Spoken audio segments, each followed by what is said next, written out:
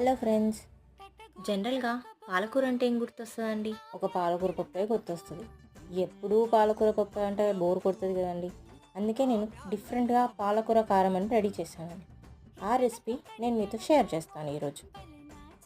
ముందుగా ఒక మిక్సీ గిన్నె తీసుకొని 2 ఉల్లిపాయలు కట్ చేసుకొని, ఒక వెల్లుల్లిగడ్డ రెబ్బలు తీసుకొని వేసుకోవాలి. ఒక స్పూన్ కారం, ఒక స్పూన్ ఉప్పు వేసుకొని మెత్తగా గ్రైండ్ చేసుకోవాలి. గ్రైండ్ అయింది ఎలా ఉందో చూద్దాం. చూడండి, రెడీ, గ్రేవీ రెడీ. ఇప్పుడు ఫ్రెష్ పాలకూర ఒక 3 కట్టలు తీసుకున్నా అండి. అంటే ఎంత క్వాంటిటీ కావాలో అంత తీసుకోవచ్చు. నేనైతే ఒక 3 కట్టలు తీసుకొని దాన్ని మంచిగా కడిగి కట్ చేసుకున్నాను అండి. ఇప్పుడు స్టవ్ పైన కడాయి పెట్టుకొని ఒక 3 టేబుల్ స్పూన్స్ ఆఫ్ ఆయిల్ పోసుకొని దాంట్లో కాస్త జీలకర్ర, ఒక 1 స్పూన్ జీలకర్ర, ఒక 1/2 స్పూన్ ఆవాలు, ఎండుమిర్చి, వీలైతే